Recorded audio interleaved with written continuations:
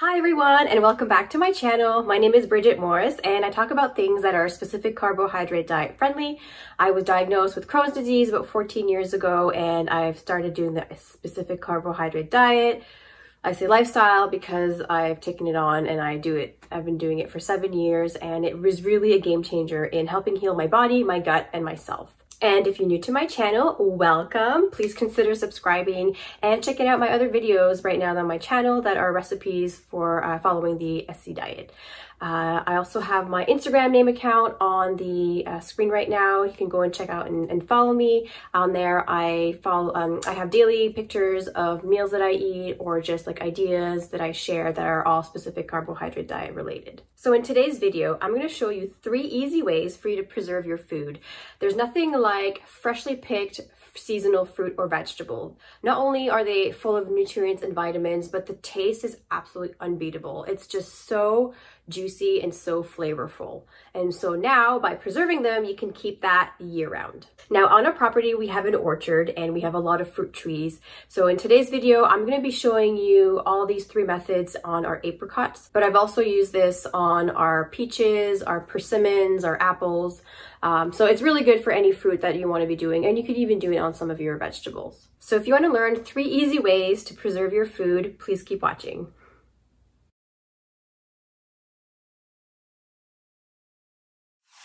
Hey guys, so I hope you're ready to be doing some cooking with me today.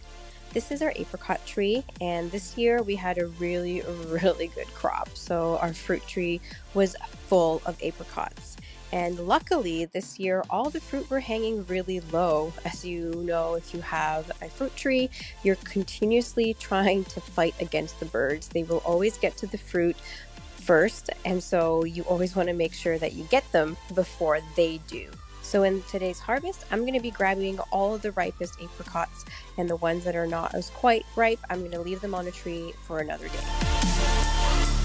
Even when you're picking them, you can smell how juicy and how sweet they are. Oh, I wish you were here.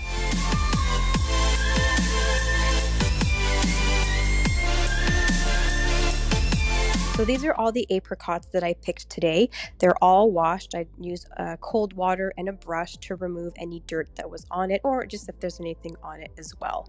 I've also separated them in 2 piles. The one on the left are the ones that look good, and the ones on the right are not so good looking. So maybe they have a bruise, or maybe a little chunk is missing.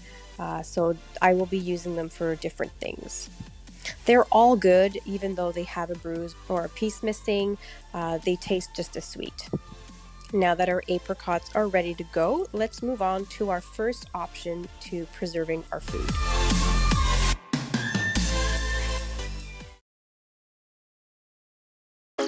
So this is my food dehydrator that I use. It's actually quite old. It used to be my stepmother's before it was mine. So I'm not 100% sure where she got it from, but it still works, and it's actually really easy. You just plug it in and the elements make it heat up. You can see that it comes with 5 different layers. You can also see that I've labeled each layers 1 through 5, just because you will be rotating through the layers, because the bottom one, which are the closest to the element, will be dehydrating quicker. All right, let's get started. I start by taking the apricots and I cut them in half. You can see here how fresh the apricots are. The pit literally falls out.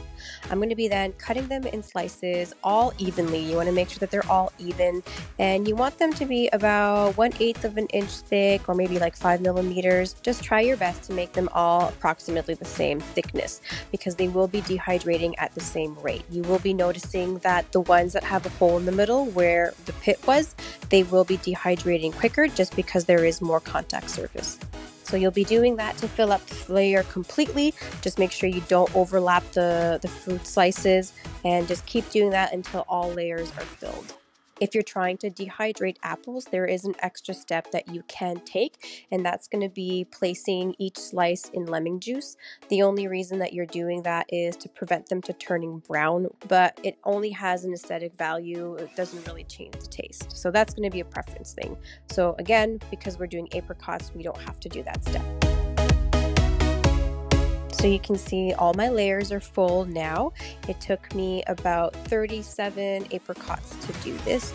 So now they're ready to put in the dehydrator. So you're just going to keep them stacked, put them in the dehydrator, plug it in, and I'm going to be checking up on them tonight. So in 8 to 10 hours. Mainly you're going to be looking at the bottom layer because that's the one that's going to be started to dehydrate. So you might want to put it at the top. So last night I went ahead and took the bottom layer and placed it at the top, so you can see how this one is a little bit drier than in the second layer, which you'll end up seeing soon. So certain pieces are completely dry and some need a little bit more time. So at this time I'm going to go ahead and remove all the ones that are dry and leave the ones that need more time and go and check up on them in maybe half a day.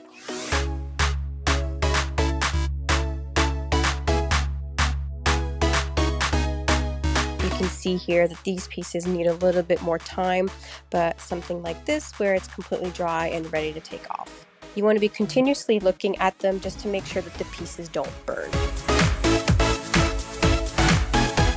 So here we are later that night. You can see that there's 5 pieces left. Those were the ones that needed a little bit more time for drying.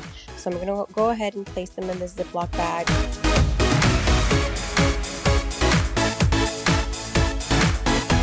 And there you go, guys. That is how you dehydrate your apricots. 5 layers of the dehydration will make about half of a Ziploc bag. So you can see here that this was multiple dehydration sessions. Always make sure you write the date and year so you know when they were done. So you're going to need a large pot. I prefer to have a wide bottom just because it cooks faster. So I'm going to take my apricots, cut them in half to remove the pit, and just cut them in medium pieces just because it cooks quicker. Also, at this point, feel free to remove any bits and pieces from the apricot that you don't want, maybe like rotten pieces or something like that.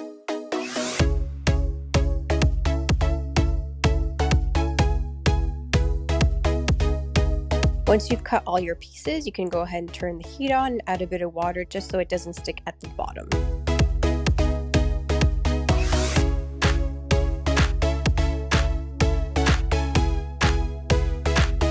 While we're waiting for the apricots to cook, we're going to go ahead and do our third option, which is freezing. So you're going to take any remaining apricot that you have and cut them in pieces.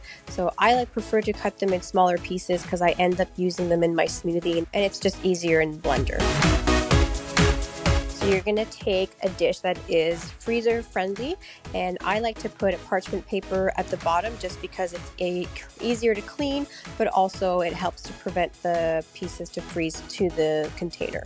So you want to make sure that each piece is not touching each other because once it's frozen, it becomes really hard to detach. So just go ahead and space them out accordingly.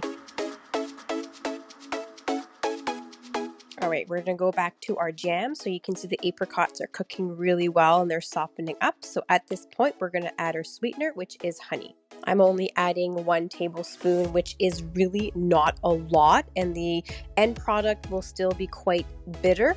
So you can go ahead and add more. I've seen some recipes add up to a cup or even like a cup and a half just for the sweetness. I like to put my jams into my yogurt, so it doesn't really bother me and it doesn't really matter, but if you're going to go ahead and add it on toast, I would add more. All right, so we're about 20 minutes later. You can see how they're really starting to soften up and they're becoming more liquidy. The ideal consistency that you're looking for is when you're taking your spoon and you're going through it, like in the center, you don't want each side to be immediately connecting with each other. You want it to be slowly getting there.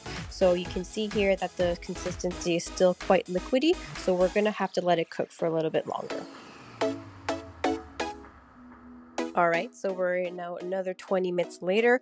You can see how it really simmered down, and you can see as I'm going through with the spoon, the line behind it isn't filling up as quickly. So that's the consistency that you are looking for. At this point, your jam is ready. You could just take a potato masher and just mash it up just to make sure that there's no big chunks left, and then put it in a jar and in the fridge and you are good to go. But I'm gonna go ahead and do an extra step. So if you want a more uniform consistency, you can just take a hand blender and just go ahead and blend it all together. This is also a great way to be making baby food as you're removing all the big chunks. When it's all done, go ahead and pour into a container, seal it, and then put it in the fridge, and you're good to go.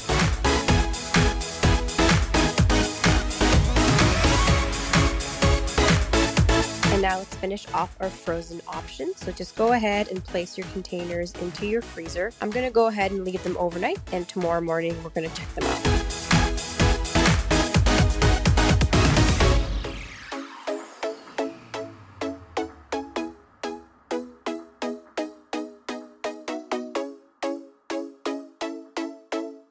And there you go, completely frozen fruit ready to be used.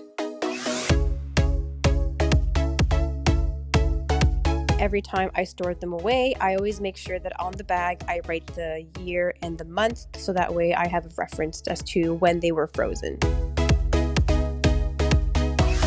So you can see here how easily they come off of the parchment paper. You can literally slide them off.